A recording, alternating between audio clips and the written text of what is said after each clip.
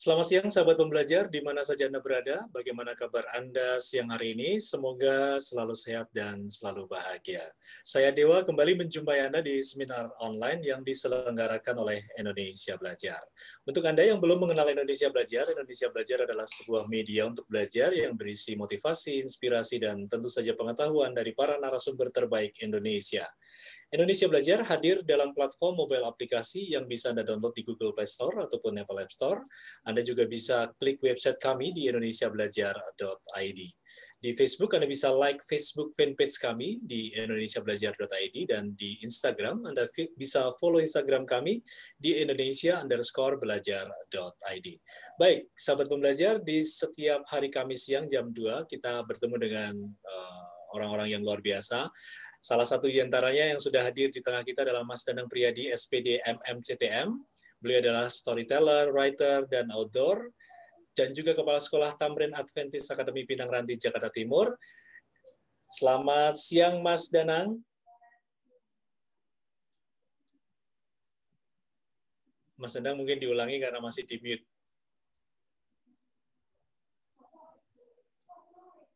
Semangat pagi, pagi, siang, malam, semangatnya tetap pagi. Yes, luar biasa. Ini kalau dengar suara Mas Danang udah langsung gemeter. Udah semangatnya langsung semungut ya. Oke, dan tentu saja Mas Danang siang hari ini tidak sendirian. Ada Pak Stefanus MSI dalam kurung Han, CHRP, CTM. Ini nanti mungkin bisa dijelaskan ya. Ya, harus diterangin nih. Harus dijelaskan ini, biar kita belajar ini apa nih. Iya, gelarnya kok seru gitu loh. Iya, dan beliau adalah Certified Theocentric Motivator, Rave Sales Trainer, and Leadership Coach. Ya, selamat siang Pak Stefanus. Semangat pagi, Mas Dewa dan teman-teman semua. Siap. Terima kasih Pak Stef udah meluangkan waktu juga untuk bergabung bersama kita ya Mas Danang ya. Iya, siap. Terima kasih juga Mas Dewa telah mengundang saya, Mas Danang. Ya, besok lagi ya. Iya. Siap. Selalu siap. Kalau Danang yang minta, wah mana berani saya menolak. Thank you. Terima kasih juga untuk sahabat pembelajar. Ada beberapa teman-teman Pak Stef dari Politeknik ya Pak ya. Politeknik Jakarta Internasional, tempat saya ada beberapa dosen. Ya, ada Bukus tadi yang sudah buka kamera. Selamat siang, Pak Agus juga, dan yang lainnya ya. Baik, kita siang hari ini akan membicarakan mengenai talent ya. Nah, ini nanti ada perspektif dari Mas Danang sedikit untuk pembuka, dan juga nanti kita akan belajar banyak tentang talent dari dari Pak. Saya Mas aja lah ya, Mas Stefanus. Ya. Oke, biar kita 30 muda, Mas. Oke, untuk Anda sahabat pembelajar, kalau Anda ada pertanyaan silakan nanti bisa tulis di Zoom group chat, atau lebih seru lagi bisa langsung buka mic sekaligus buka kamera juga lebih asik lagi ya. Baik, ke Pak Mas Stef, kita langsung ke Mas Danang dulu ya. Sebentar ya, Mas Danang ini harus membuka nih tentang apa sih yang akan disampaikan mungkin Mas Danang tentang talent ini. Silakan Mas Danang. Begini ya, saya awali dengan pagi tadi itu. Saya senang sekali melihat anak-anak yang dekat dengan saya, dulu pernah menjadi murid-murid saya. Namanya Ara Ciara itu juara 1 storytelling tingkat SD. Lalu ada lagi yang namanya Morgan. Anak ini juara 1 TikTok ya, anak sekurang. Tapi TikToknya itu bukan TikTok-TikTokan kayak anak-anak pada main TikTok itu. Tapi ternyata itu menunjukkan kebiasaan dia dari pagi. Begitu pagi bangun dia berdoa, habis berdoa dia gosok gigi, sikat gigi, kamar mandi dulu. Habis itu dia pakai baju seragam supaya dia keren. Habis itu dia lalu minum jus dulu, mungkin jus jeruk atau apa sebelum dia makan supaya sehat. Dia makan sayur, lalu disempatkan kalau matahari siang dia berjemur. Lalu tidak lupa dia juga berdoa sebelum belajar. Lalu sudah semua siap dia belajar ya bersama teman-teman dan senang ketemu guru. Nah, ini kelihatan yang hal biasa-biasa seperti ini sebetulnya ini luar biasa. Untuk menjadi juara itu talenta itu sudah diberikan, tapi perlu dikembangkan, perlu diasah. Nah, dalam hal anak-anak orang tuanya sangat mendukung. Begitu juga saya lihat dengan Ciara ini, ayah dan ibunya itu aktif. Ya, ibunya tinggal di rumah membimbing anaknya sehingga dia juga pintar musik. Bahkan sekecil itu baru kelas 2 SD bisa ngasih seminar ya kesehatan dari praktek hidupnya makan banyak buah sayur, nah dikembangkan. Nah, saya juga kemarin juga ditanya teman saya dari grup di Jawa Tengah sana, dia anaknya namanya itu Wisanggeni. Ini anakku tampil belajar storytelling, tolong dinilai. Sebetulnya secara keseluruhan udah sempurna, hanya kurang sedikit misalnya. Terima kasih, Tuhan berkati, amin ya. Nah, ini harusnya pelan-pelan, harusnya dipotong. Terima kasih, Tuhan berkati, amin. Misalnya seperti itu. Tapi ya karena nanti daripada mengganggu ya sudah. Ternyata betul. Kalau kita nggak betulkan yang kurang sedikit itu nilainya berapa Pak Stef, Mas Dewa? 980. Loh kan cuma kurang 20 kan? 20 tadi pemenggalan terakhir aja sebetulnya. Tapi tetap dia juara 1. Nah, saya senang. Artinya memberi input, memberi masukan, lalu akhirnya juara 1 itu senang. Ya, saya juga punya pengalaman kan, juara 1 puisi juga karena saya harus juga belajar, saya harus berlatih, jadi nggak muncul talenta yang kita punya itu begitu saja.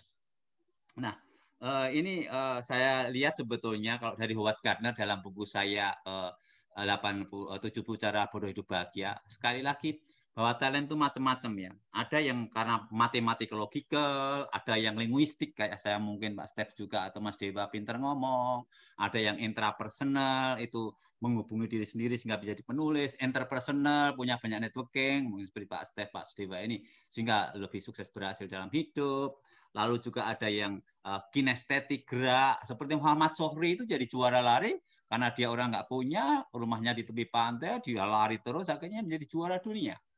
Nah, andaikan dia nggak memanfaatkan kemampuan lari fasilitas pantai itu ya mungkin ya, dan disiplin diri. Nah, almarhum Idris Sardi saya pernah mendengar kesaksian untuk menjadi pemain biola yang handal itu setiap pagi itu 2 jam. Kadang-kadang sama ayahnya berantem karena dipaksa terus, tapi hasilnya jadi orang tua sangat berpengaruh juga. Lalu itu namanya kecerdasan musical ya, musical. Ada kinestetik, ada spasial. Nah, mungkin kalau arsitek, insinyur itu ya, atau teknik sipil. Lalu yang terakhir natural kayak petani kayak apa. Semua orang pada dasarnya pasti punya talent, tinggal dikembangkan. Bahkan yang nggak kelihatan nggak punya, kalau disodok bisa. Ayu Widya yang membantu saya akhirnya nulis buku saya bestseller itu, ya. Dulu itu karena saya sodok, saya nemuin tulisan yang dia buang, akhirnya dia menjadi penulis. Dan akhirnya bakatnya kelihatan dengan dia menjadi juara nasional, Mas, menulis. Nah, maka dia bersyukur sama saya, maka dia mau nolong saya gantian karena apa? Karena dia merasa bakatnya ditemukan oleh saya sundul gitu. Nah, nanti mungkin Pak Stef dari pengalaman bisa cerita yang lain-lain. Sama, waktu Ayu itu menemukan yang namanya Mas Ruri yang kita bahas, pernah itu menjadi juara catur dunia anak-anak di Yunani. Gara-gara dia pengen roti, bapaknya sama kakaknya bilang, kalau mau makan roti yang harganya 8.000-an, tetet, kamu harus nganu dulu ya, ngalahin saya main catur. Akhirnya bisa ngalahin bapaknya, kakaknya, tukang baja di sekitar situ, akhirnya dia menang juara nasional di Ancol, akhirnya di tingkat dunia juara dunia. Nah ini semua ini nggak begitu saja, jadi ada kesadaran diri yang secara tekun harus dilatih, ya. Itu ada merasa punya potensi dikembangkan, ya, dan harus fokus, ya. Saya kenapa sering juara matematika, juara pidato, juara puisi, juara kur, juara nyanyi. Saya juara matematika, bukan saya hebat, saya hanya fokus saat ini juara ini ya, saya berlatih ini aja sampai tuntas, sampai selesai. Nah, seperti itu. Lalu bahwa punya talenta saja nggak cukup, harus dikembangkan, harus dilatih, harus digembleng, ya, harus ada karakter. Nah ini karakter bionalit, karakter bagnalit. Kenapa di Finlandia anak-anak atau di Australia ditekankan bahwa belajar ngantre lebih penting daripada pinter matematika? Karena kalau ngantre ini belajarnya perlu 30 tahun, Mas Dewa, Pak Stef. Sementara belajar matematika plus minus kurang tambah itu 3 bulan cukup. Artinya apa? Kalau kita mau belanja ngantre, itu belajar untuk bahwa kalau mau di depan ya kita harus datang duluan. Nah ini yang saya alami waktu saya mencari nomor telepon di rumah saya di Pamulang. Wah, Meskipun jam 8 buka, jam 5 udah berangkat Mas saya. Jam 6 udah ngantri, ya paling depan. Ya akhirnya saya ingat nomornya yaitu 021 14 1963 itu kelahiran istri saya. Kan boleh milih kan nomor 1. Nah, seperti itu. Memang harus ada usaha, ada niat. Ya, selain itu juga doa sehingga Allah itu merestui kita. Lalu gairah itu yang membuat kita semangat untuk menjadi nomor 1. Makanya ya kalau nama saya Danang datang untuk menang, ya itulah akhirnya karena beberapa dari kegiatan-kegiatan saya juara 1.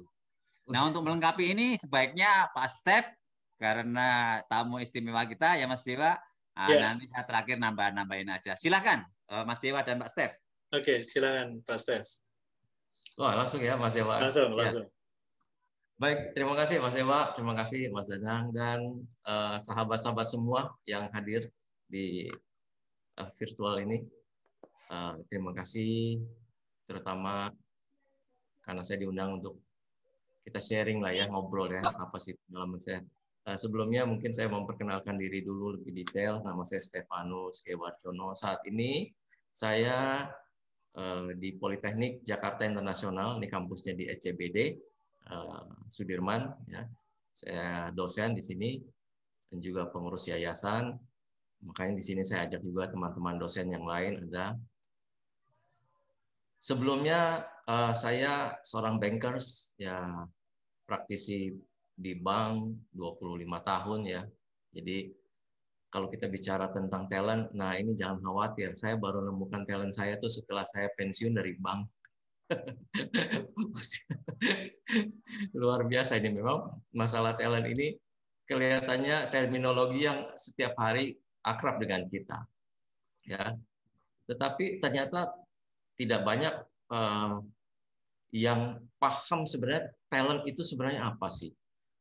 Bahkan sampai sekarang mungkin kalau kita tanyakan di sini semua yang hadir, apakah Bapak Ibu semua yang hadir di sini sudah menemukan apa talent Anda sebenarnya? Apakah yang Anda kerjakan saat ini sungguh-sungguh merupakan talent Anda, bakat Anda? Barangkali jawabannya enggak semua ini. Nah, ini kan yang menariknya. Kok orang sudah melakukan setiap hari, ya kan, pekerjaan-pekerjaan, tetapi ternyata itu bukan talentnya dia, itu bukan bakatnya dia. Lalu apa gitu, talent itu, bakat itu? Seringkali dikaitkan dengan passion, ya kan, karena memang bakat hasrat itu kan terkait dengan talent itu. Ya, orang punya hasrat kalau dia bekerja di bidang yang dia memang berbakat di sana. Itulah timbulnya passion. Makanya ketika orang ingin punya passion di satu tempat atau di satu bidang, kok susah ya? Ternyata masalahnya dia beda bidang ini, bakatnya ini gitu. Jadi yang harus ditemukan terlebih dahulu adalah talentnya ini dulu, bakatnya ini dulu apa. Nah, untuk kita bicara lebih lanjut, saya coba share screen ya, supaya kita, karena waktunya cuma sedikit, jangan sampai kita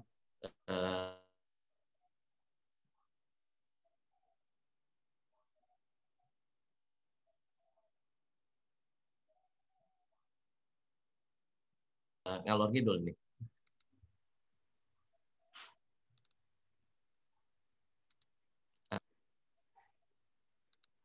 Halo? Ya. Oke ya. Sudah, Pak. Ya, baik. Nah, sebelum kita bicara itu, kita lihat dulu talent ini ya. Definisi talent ini sebenarnya apa? Talenta ini. Ya. Talenta itu kalau menurut Kamus Bahasa Indonesia itu adalah pembawaan orang sejak lahir. Jadi sudah didefinisikan bahwa ini adalah sesuatu yang dibawa sejak lahir. Jadi bukan sesuatu yang dibentuk. Jadi seringkali orang talenta dengan keahlian atau skills ini kadang-kadang dia suka bedanya tipis gitu. Apa sih kadang-kadang pertanyaannya keahlian dengan talenta? Nah, apa? Ada seorang sahabat saya, ya usianya di bawah saya lah ya masih ya, tapi udah usia 40-an. Sampai sekarang, waktu itu saya pernah bertemu dengan dia, lalu dia bertanya, saya sebenarnya sampai sekarang saya bingung, saya sebenarnya bisanya apa gitu. Talenta saya tuh apa? Saya nggak ada yang sesuatu keahlian, gitu dia bilang, sesuatu keahlian yang saya bisa banget gitu. Nah, makanya sebenarnya Allah itu telah menganugerahkan atau memberikan kekuatan atau petunjuk anugerah sejak lahir. Jadi setiap manusia ini sudah dibekali oleh Tuhan penciptanya, ya, bahwa setiap orang punya bakat sendiri, talenta sendiri yang Tuhan sudah siapkan. Ya. Jadi tidak mungkin Tuhan menciptakan seseorang itu tanpa tujuan apa-apa. Jadi untuk untuk mencapai tujuan tersebut yang Tuhan inginkan, Tuhan tentu sudah membekali seseorang supaya dia bisa hidup untuk mencapai tujuannya. Jadi anugerah yang Tuhan berikan itu masih berupa benih. Jadi dia akan menjadi potensi apabila kemudian hari dikembangkan. Nah, ini kita bicara lebih menarik bahwa katanya hanya ada 2 waktu yang terpenting di dalam hidup. Ya, adalah hari ketika kita dilahirkan. Itu waktu yang terpenting, karena kalau kita tidak pernah lahir ke dunia ini, kita tidak pernah jadi apa-apa, tidak pernah jadi manusia. Tetapi sudah jadi orang, sudah lahir, sudah jadi manusia, banyak orang yang tidak menemukan apa tujuan dia pernah lahir. Apa sih tujuan Tuhan menciptakan kita untuk lahir di dunia ini?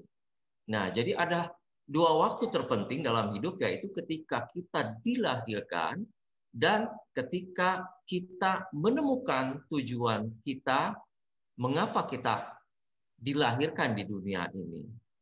Nah, apakah teman-teman semua di sini sudah menemukan tujuan Anda pernah lahir? Nah, ini banyak yang belum bisa menjawab nih Mas Ewa. Ketika saya memberikan training di kelas pun ya, ketika saya tanyakan pertanyaan ini, masih banyak. Iya, saya juga bingung, Pak. Apa sebenarnya tujuan saya? Tuhan menciptakan saya apa gitu. Nah, inilah makanya kita harus kenal dulu tujuan Tuhan menciptakan kita apa. Baru kita bisa meyakini bahwa Tuhan pasti untuk membuat saya menjadi seseorang yang diharapkan sesuai tujuan Tuhan, pasti Tuhan memberikan yang namanya saya benih atau potensi atau bakat atau talenta itu tadi, gitu kan? Nah, maka ketika kita lihat bahwa tujuan setiap manusia diciptakan pasti ada purpose, ada tujuan. Seperti halnya manusia membuat sebuah barang atau barang apapun, coba Anda lihat yang di depan meja Anda sekarang, Bapak Ibu, ya.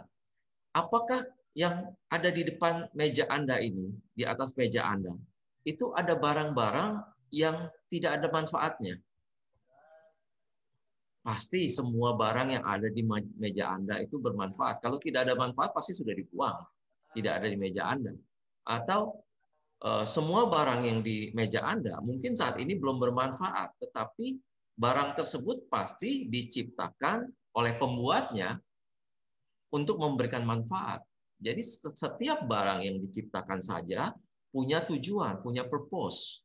Apalagi manusia kan? Manusia pasti diciptakan Tuhan mempunyai tujuan masing-masing. Lalu sama seperti halnya barang itu, barang diciptakan dengan desain sendiri-sendiri. Karena apa? Tujuannya berbeda-beda. Ya, di depan saya nih ada cangkir, gitu kan? Diciptakan seperti begitu. Kemudian ada namanya remote AC, ya. Itu diciptakan desainnya berbeda-beda. Karena sesuai dengan peruntukan, sesuai dengan tujuan. Demikian juga manusia. Manusia diciptakan Tuhan dengan desain yang berbeda-beda. Karena apa? Tujuannya berbeda. Ada yang namanya gender, wanita dan pria. Desainnya berbeda. Karena apa? Tujuannya berbeda memang. Wanita diciptakan Tuhan untuk bertujuan dapat melahirkan, ya. Sehingga bentuk wanita itu juga berbeda dengan bentuk pria. Desainnya berbeda, gitu. Nah, ini penting kita pahami dulu di awal-awal sebelum kita masuk ke sebenarnya apa yang ini yang nomor 3 adalah yang namanya potensial. Potensial inilah yang diberikan Tuhan ya kepada kita setiap manusia yang diciptakan. Karena sama seperti sebuah barang juga berbeda-beda di potensialnya, ya. Ada barang yang ringan, ada yang berat. Nah, purpose itu tujuan atau alasan suatu barang diproduksi atau seseorang diciptakan. Kita lihat potensial ya, supaya lebih mudah kita untuk membedakan yang namanya potensial itu seperti demikian. Kalau tadi ada sebuah mobil diciptakan untuk apa sih mobil ini? Ada mobil itu diciptakan untuk mengangkut sebagai transportasi. Bisa diciptakan untuk mengangkut barang, bisa diciptakan untuk mengangkut orang, ya. Bisa. Nah, kita lihat desainnya juga berbeda-beda. Ada mobil barang ini kan, ini mobil barang, desainnya adalah di belakangnya ada bak terbuka untuk mengangkut barang. Lalu kalau untuk mengangkut manusia, bisa nggak ini? Ya bisa, cuma kan tidak tepat, ya kan tidak tepat peruntukannya. Untuk mengangkut manusia ada yang diciptakan mobil semacam seperti ini, ya. Ini adalah mobil keluarga misalnya untuk mengangkut orang. Desainnya berbeda karena peruntukannya berbeda. Bisa buat ngangkut barang, bisa, tetapi tentu tidak sesuai dengan peruntukannya. Nah, ada lagi mobil yang desainnya seperti mobil formula ini. Ini hanya satu orang ya yang bisa mengendarai, yaitu drivernya ini, pembalapnya ini. Dia tidak bisa mengangkut lain-lain. Karena diciptakan hanya untuk balapan dia. Nah, kalau kita lihat dari ketiga desain ini saja punya bekal ya, punya bekal atau potensi atau mesin yang berbeda-beda. Kalau tadi mobil angkutan ini, mobil pickup ini ya cc-nya ya kurang lebih 1.300 sampai 1.500. Kalau mobil keluarga bisa 1.500, ada yang 2.500. Tetapi kalau mobil balap, ini meskipun desainnya kecil, tetapi dia potensialnya, mesinnya itu mampu 4.000 sampai 6.000 cc. Nah, ya kita lihat dengan desain yang berbeda-beda. Jadi bukan karena size-nya ini besar, maka potensialnya ini besar. Kita lihat, ini size-nya kecil, tetapi potensialnya dia bisa mampu lari dengan kecepatan di atas 300 km per jam. Kalau yang mobil keluarga ini hanya maksimum 200 km per jam. Ya, jadi bukan besarnya, bukan size-nya yang mampu membuat dia memiliki kekuatan. Nah, demikian juga dengan manusia. Manusia kita masing-masing punya desain yang berbeda-beda. Jadi, tadi desain yang pertama adalah ada wanita, ada pria. Jadi, bukan karena kita pria, maka potensi kita lebih besar dari wanita. Gitu kan? Karena wanita pun punya potensi yang bisa jauh lebih besar dari pria. Karena apa? Sesuai dengan tujuan Tuhan menciptakan dia. Lain-lain, ada orang yang pendek, ada orang yang tinggi, ada orang yang gemuk, ada orang yang kurus. Nah, itu desain semuanya. Desain itu sangat tidak mempengaruhi yang namanya potensial. Ya, orang gemuk bukan berarti dia lebih pintar dari orang kurus atau sebaliknya. Jadi desain itu sama sekali tidak menunjukkan bahwa dia potensialnya besar. Yang menunjukkan potensialnya besar apabila itu sudah dilakukan pemupukan lebih lanjut. Apa sih itu ya? Nah, ini seperti sebuah benih gitu ya. Tadi ya kita katakan bahwa kita lahir semua pasti Tuhan sudah menitipkan benih atau potensial di dalam kita masing-masing. Tetapi kalau benih itu hanya menjadi benih tanpa dilakukan yang namanya tindak lanjut, aksi lanjutan, itu hanya sebatas Tuhan memberikan benih saja, tidak akan menjadi potensi ya yang berkembang. Karena apa? Sebuah benih, sebuah biji itu memerlukan tanah yang subur. Dia memerlukan tanah yang subur. Dia harus jatuh ke tanah yang subur, maka dia akan tumbuh benih. Tapi juga dia membutuhkan apa? Membutuhkan air. Membutuhkan air. Benih, kalau dia sudah tumbuh, tapi tidak ada hujan, tidak ada air yang disirami, ya tidak lama dia akan tumbuh lalu mati kembali ya. Begitu sore hari juga dia akan mati kembali. Nah, kalau dia sudah tumbuh di tanah yang subur, lihat, kemudian kita sirami dengan air, dia butuh perawatan ya, perawatan dia butuh, kemudian butuh lingkungan yang mendukung. Butuh lingkungan yang mendukung. Misalnya ada sinar matahari ya. Setiap tanaman butuh yang namanya sinar matahari. Nah, demikian juga sebenarnya kalau kita perumpamakan talenta, talenta itu bagaikan benih tanaman. Jadi dia juga perlu tanah yang subur. Talenta ini perlu dirawat, perlu lingkungan yang mendukung. Nah, masalahnya sekarang bagaimana sih cara menemukan talenta gitu kan ya. Nah, saya juga mengatakan tadi di awal bahwa saya baru menemukan talenta saya rupanya adalah menjadi pengajar, menjadi trainer, menjadi motivator. Itu setelah usia saya mungkin 40 tahun gitu kan.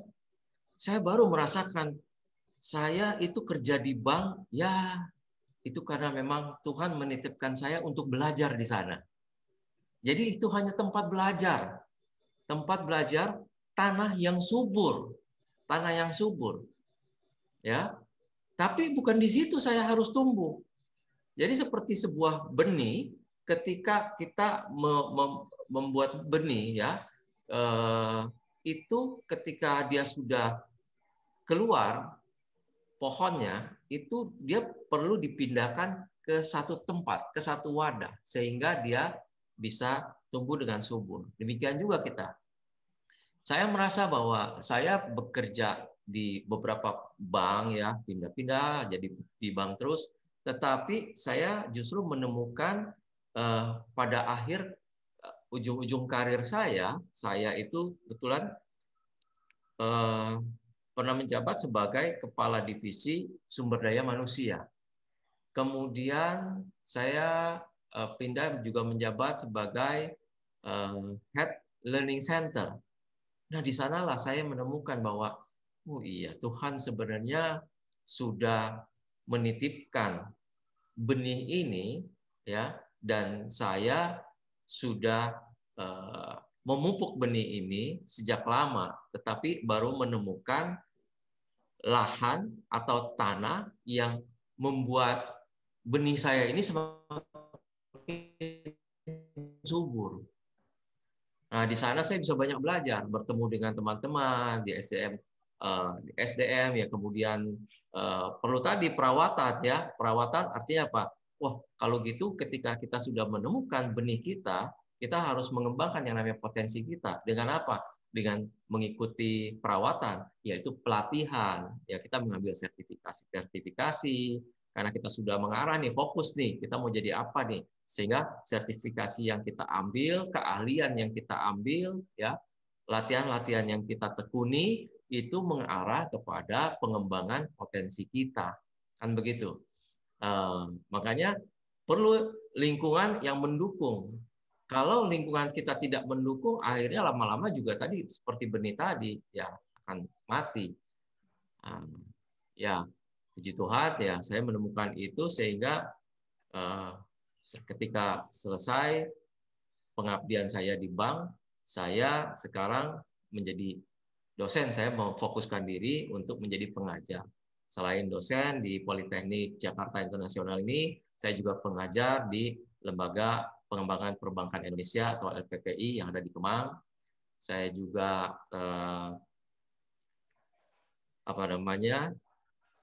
partner dari Capstone Asia Servitama bersama Mas Danang, ya. Dan saya juga dosen di Politeknik ini. Nah, ini ketika kita sudah menemukan bahwa talenta kita bisa berkembang subur di lahan yang tepat, maka timbullah passion itu, ya. Itu dengan sendirinya passion itu akan timbul. Nah, teman-teman bisa melihat bahwa sebenarnya passion atau talenta dulu yang penting, gitu kan? Lihat dulu nih. Makanya sangat bagus sekali kalau orang itu banyak yang menemukan passionnya karena apa? Karena bekerja di bidang yang dia senangi. Ya, misalnya dia hobi fotografi, akhirnya dia jadi fotografer. Nah, itu senang sekali dia pasti. Karena setiap saat dia bukan lagi bekerja, tetapi dia sedang melaksanakan hobinya, hobi fotografi itu. Nah, ini yang perlu digali, gitu kan? Lalu pertanyaannya barangkali, terus lalu bagaimana Pak menemukan passion itu? Ya, ada beberapa hal yang memang passion itu memang harus kita cari. Ketika kita belum merasa menemukan sesuatu yang pas, kita harus mencarinya. Caranya apa? Salah satunya misalnya, apa sih yang kita senangi, kegiatan-kegiatan yang kita senangi, yang kalau kita melakukannya, kita bisa lupa waktu gitu.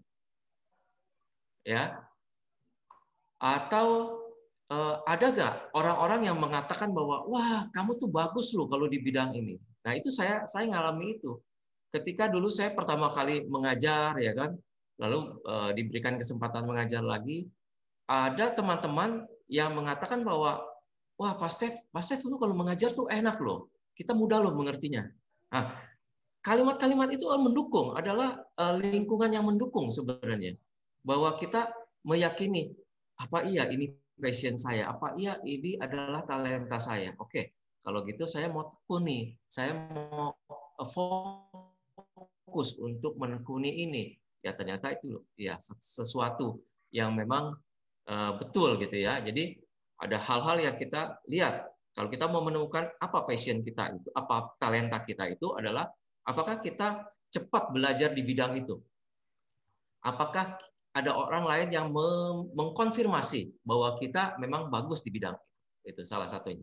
Ya, ketiga jangan lupa bahwa kita ini diciptakan oleh Tuhan, ya. Oleh karena itu tanya lagi dong, yang menciptakan yang paling tahu. Yang menciptakan yang paling tahu, Tuhan yang paling tahu. Tujuannya apa, ya kan? Tanyakan kepada penciptanya. Tuhan, Engkau menciptakan aku dengan tujuan apa? Talenta apa yang Engkau berikan? Mungkin Engkau memberikan aku kesempatan untuk mengenal diriku lebih lanjut, lebih jauh, ya kan? Mengenal penciptaku lebih jauh. Nah, dari sana pasti akan menemukan talenta-talenta itu. Nah, titip boleh ya Mas Dewa ya. Ini sekalian nih mumpung ada teman-teman ini ya. Ini salah satu nih Politeknik Jakarta Internasional ini juga sekolah vokasi.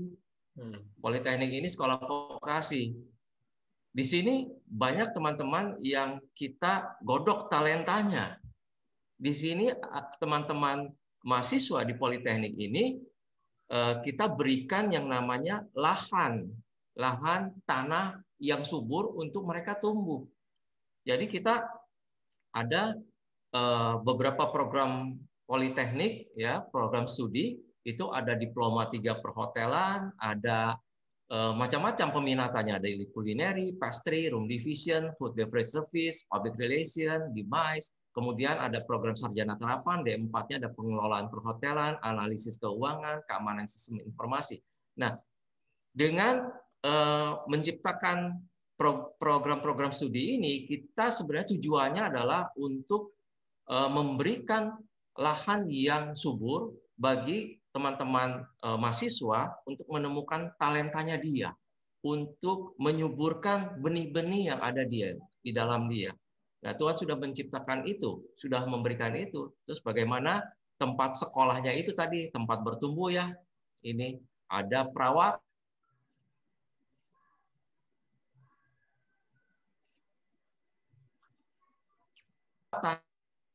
Nah, sekolah vokasi itu adalah sekolah tempat perawatan benih itu tadi, sehingga memberikan potensi itu. Paparan saya, Mas Dewa. Ya. Terima kasih. Oke, luar biasa Pak Stefanus tentang talenta ini. Tadi ada komentar dari Pak Bambang Kun ya, bagus sekali Pak Stef, clear dan inspiring gitu ya. Oke, terima kasih Pak Bambang. Baik, untuk Anda sahabat pembelajar, ya kalau ingin bertanya silakan. Saya kembalikan dulu ke Mas Danang. Ada tambahan dari presentasinya Pak Stefanus, Mas Danang? Oh, saya mengucapkan selamat ulang tahun ke Gramedia yang ke-47 ini. Ada Mas Dedi Prihandoko, itu store manager dari Matos, Malang Town Square, Malang. Lalu ada Gramedia Bali level 21. Lalu ada teman SMK kita Pak Stef dari Bali juga, namanya Ferry Kurniawan. Lalu ada Gramedia juga ya, Bapak Endarto. Lalu siapa? Agus Wibowo, ini juga store manager juga di Karawaci ya Pak ya. Betul. Nah, ini untuk teman-teman mungkin bisa catat WhatsApp saya 085717338273. Bagi teman-teman di Gramedia yang luar kota itu kan nggak ada buku saya 7 cara bodoh hidup bahagia. Anda kirim alamat lengkap, nanti saya kirim buku sebagai hadiah. Ya. Karena di sini ada Howard Gardner tadi yang 8 kecerdasan tadi atau talenta yang kita punya. Lalu yang lainnya tamu-tamu yang istimewa yang saya lihat tadi ada foto-fotonya juga ya. Itu boleh ke 085717338273. Kirim alamat lengkap nanti mendapat buku saya yaitu Selvinda. Tadi Agus Wibowo, Selvinda, Happy Vanessa, Hendarto, Ibu Kus India ya Pak Stefan. Ya, luar biasa. Lalu Ibu Heni Mulyono, ini dari Santika Bali. Ini banyak yang dari Bali nih Mas Dewa, kayaknya perlu ke sana kita Pak Stef. Oh iya, siap. Iya ya, kita mungkin Indonesia go ke sana ya, belajar dari Bali kali ya. Siap. Lalu yang tadi dari Gramedia Bali level 21 sama Pak Dedi Prihandoko dari Malang. Mungkin sekitar 10 orang ini nanti saya kirimin buku saya, kirim alamat lengkap aja di 085717338273. Ini surprise Mas Dewa. Makanya baju saya juga Gramedia ini. Nah, sebagai tanda ikut ulang tahun bersama Indonesia Belajar. Ya, untuk nomornya sudah saya ketik ya. Terima kasih. Disebutkan Mas Danang tadi, silakan langsung WA Mas Danang untuk mengirimkan alamat. Yang tidak saya sebut tapi berminat boleh. Nah, ini mumpung kesempatan baik ini. Hari bahagia. Nah, kalau kebaikan ini talent atau gimana ya, Mas Stef ya? Mas Danang ini kan selalu bagi-bagi. Setiap kali bagi-bagi buku gitu ini. Loh, gini, ini yang saya lucu kan Pak Stef, Mas Dewa dulu itu yang saya cerita itu.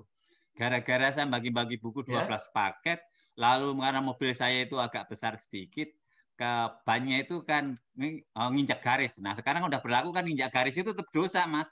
Jadi udah diderek Pak Stef ke Dishub, lalu ya puji Tuhan saya berdoa aja, CTM-nya keluar itu. Kok saya tenang aja, di sana kan dikatakan ya Anda pokoknya nginjak garis ya kena 500.000 ongkos derek. Tetapi ini karena pandemi diskon 5%, 250. Apa yang terjadi? Dari sekian yang saya kirim itu Mas Dewa, itu kan ada satu yang saya harus bayar berapa ngirim buku ini? Udah 200.000 untuk bantu anak yang minta bantuan sekolah ke saya. Dia bilang apa? Saya akan bantu sampai dia selesai sekolah.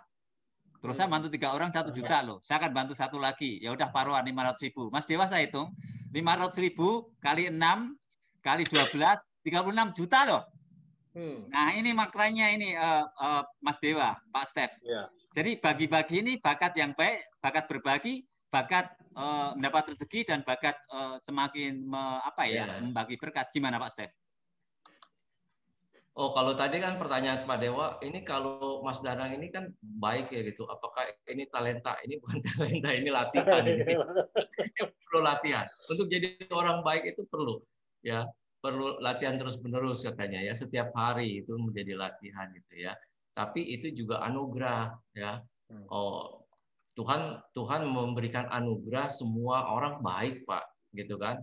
Nah, tadi apakah orang mau melatih anugerah yang Tuhan berikan untuk bisa diaplikasikan, ya kan? Nggak mungkin Tuhan memberikan seseorang menjadi penjahat gitu kan. Semua orang Tuhan ciptakan pasti baik adanya. Tapi ada orang-orang yang bagaimana dia menggunakan anugerah Tuhan ini untuk kebaikan atau untuk menjadi jahat. Sama seperti sebuah pisau diciptakan ya, dia bisa untuk bermanfaat atau bisa untuk mudarat gitu kan. Kalau Mas Danang ini dia sudah menemukan pencerahan yang luar biasa, jadi kemanapun dia pasti jadi orang baik. Kasih ada buahnya loh Pak Stef, Mas Dewa. Kemarin saya dapat kiriman empek-empek. Apa perlu nanti fotonya saya kirim ya? Fotonya doang Mas saya kirim.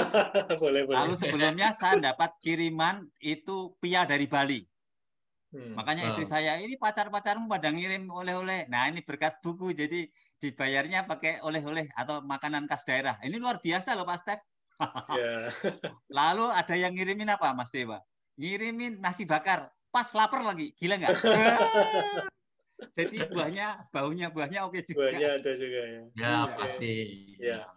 Ini saya sapa dulu yang sudah tulis di chat ya. Ada Ibu Fani Hermelinda, thanks untuk Pak Danang dan Pak Stefanus, sangat menginspirasi.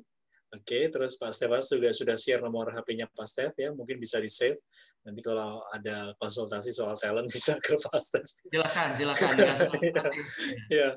Terus ada Pak Dedi juga, matur nuwun, terima kasih Mas Danang.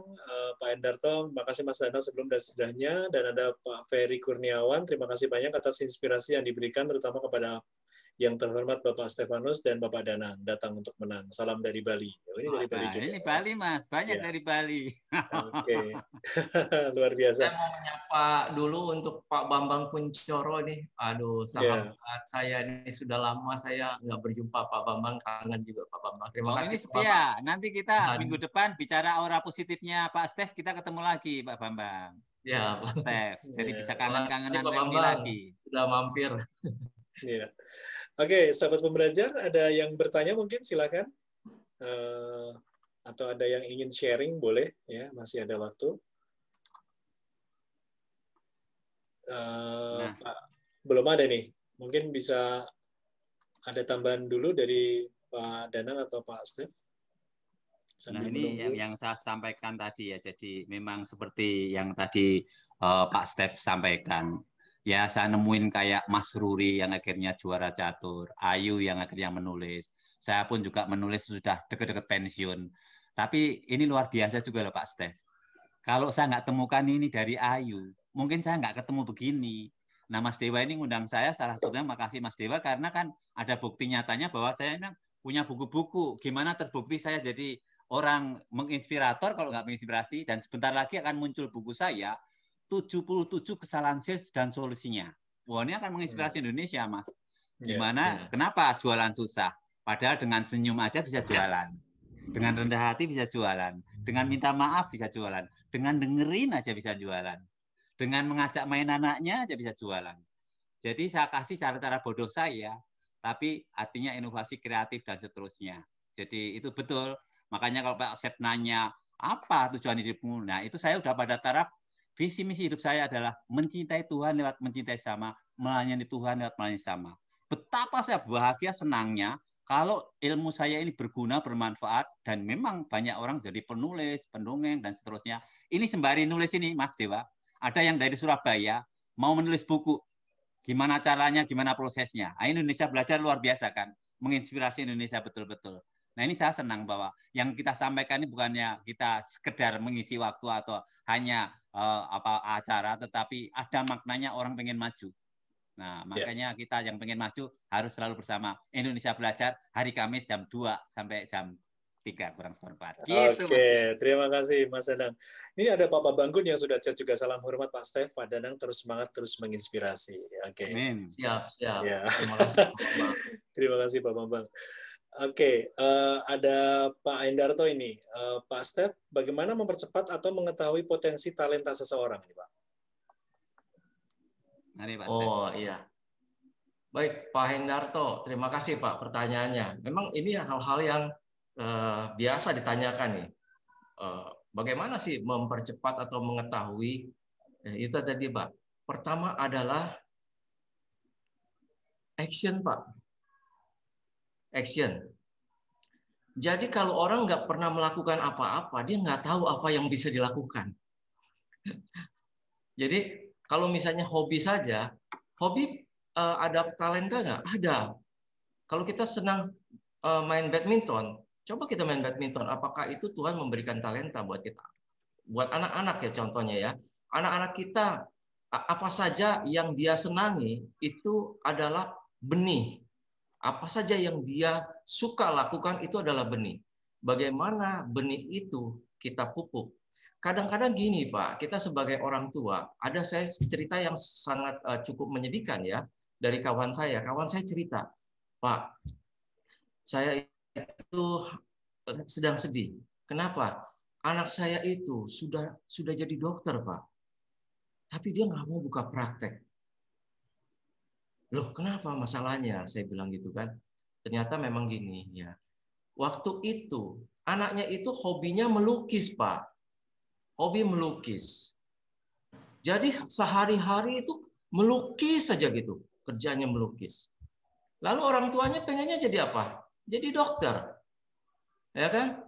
Orang tuanya menuntut, kamu harus jadi dokter. Yang pengen jadi dokter bukan anaknya, orang tuanya. Sehingga apa? Dia dipaksa untuk kuliah kedokteran. Jadi anak ini tidak bisa menolak, dia tetap untuk menuruti keinginan orang tuanya, dia tetap kuliah kedokteran. Jadi setelah selesai menjadi dokter, sudah diwisuda, ijazahnya diserahkan kepada orang tua. Papa, Mama, aku sudah jadi dokter, ini ijazahnya. Sekarang aku ingin jadi pelukis. Sedih kan? Ya, kenapa? Orang tua yang memaksakan, banyak sekali orang tua yang memaksakan cita-cita orang tua yang dulu nggak tercapai dibebankan kepada anak. Padahal anak kita masing-masing punya talenta sendiri, punya tujuan hidup sendiri. Tuhan menciptakan dia tidak untuk jadi dokter kok. Tuhan menciptakan dia untuk jadi seorang masterpiece pelukis. Ya, berapa tahun dia ketinggalan. Coba kalau dia bakatnya itu dia asah sejak dia kecil. Orang tuanya memberikan tanah yang subur, memberikan lingkungan yang baik untuk menjadi seorang pelukis. Barangkali dia sudah menjadi pelukis hebat. Nggak perlu jadi dokter. Gitu kira-kira Pak Hendarto. Kadang-kadang kita yang harus melihat juga anak kita bakatnya seperti apa, ya, atau kita sendiri. Bakat anak kita itu masing-masing punya sendiri-sendiri. Jadi jangan bandingkan dengan adiknya, dengan kakaknya, atau dengan teman-temannya. Ya, anak kita, contohnya anak-anak saya, anak 2 orang Pak ya. Anak saya nggak ada yang bisa matematika. Kalau Pak Dadang tadi pintar matematika, anak saya itu bodoh, bukannya bodoh, dia tidak punya potensi yang baik untuk bidang matematika. Sehingga saya tidak pernah memaksa dia untuk supaya matematika kamu tuh harus 9, harus 10, kamu harus ranking. Potensial itu tidak diukur dengan ranking. Sekali lagi. Jadi kita sebagai orang tua harus tahu apa potensi yang Tuhan titipkan pada kita, pada anak-anak kita. Sehingga kita bisa memberikan lahan yang tepat, lingkungan yang mendukung agar potensi itu bisa berkembang dengan maksimal. Demikian. Mudah-mudahan bisa menjawab Pak Endar. Saya tambahin Pak Steph ya, itu betul. Saya kan pernah di biara itu. Ada teman saya Mas Dewa itu jadi pastor, tapi nggak bahagia. Ya dia beberapa tahun jadi pastor, akhirnya keluar. Karena betul, yang ingin jadi pastor itu mamanya, orang tuanya kebanggaan. Nah itu nggak bisa, satu. Yang kedua, mamanya ingin anaknya ahli hukum. Dia itu belum selesai, tinggal buat skripsi istilahnya, keluar. Dia malah menjadi apa itu ya, pengawas ICW itu, Indonesia Corruption Watch itu. Tapi mamanya meminta dia harus lulus. Ya akhirnya datang ke Salatiga, ketemu dekannya dan terusnya, dan dia belajar, lulus. Seperti Pak Steph tadi, ini ijazahnya, kan mama pengen ijazah ini kan. Dah, kalau sudah ayo kita ke tukang foto, kita foto. Gitu lah. Kadang kurang ajar juga anak-anaknya. Enggak, tapi apa yang dikatakan Pak Steph tadi betul, bahwa itu apa. Nah, yang barusan pamit duluan tadi Mas Dewa, itu Ibu Fani, itu juga lagi mengembangkan bakat anak-anak. Nanti hari Jumat tanggal 26 itu kita akan, besok ya, tanggal 26 itu, kita akan tampil, termasuk saya nanti juga tampil sebagai juara puisi, membawa puisi tahun 87 itu, saya tampilkan itu ya, dengan Mahkota Duri membawa judul Isa, karya Khairil Anwar. Nah, itu. Jadi ini saya sumbangkan begitu. Jadi ini talenta-talenta yang dikembangkan besok akan ditampilkan. Ya sebagai Bu Fani masih ada. Apanya? Bu Fani masih ada. Oh iya. Belum keluar. Sebagai penutup Iya. Betul. Oh masih ada. Masih Terima ada. kasih Bu Fani. Tadi kan udah izin, ternyata masih setia. Ini cantik-cantik semua ya. Kalau saya lihat 3 bidadari ini saya nggak bisa bedakan mana anak, mana mama ya. Wah, kayak Vina Panduwinata, kayak artis-artis. Oh iya, makasih. Gimana Bu Fani? Ini konser Siap, besok, Ibu. Sehat. Terima kasih. Konsernya untuk besok gimana, Bu? Acara ini. Konser besok, Bu. Oh iya, kita undang ya. Saya kirim ke sini juga ya. Kalau bisa besok nanti Serdanang yang undang. Yang mau bisa ikut, kita besok ada recital. Jadi anak-anak akan perform. Ini untuk untuk celebrate musik internasional ya, Hari Musik Internasional. Jadi anak-anak akan tampil dengan berbagai talenta, khususnya di bidang art ya.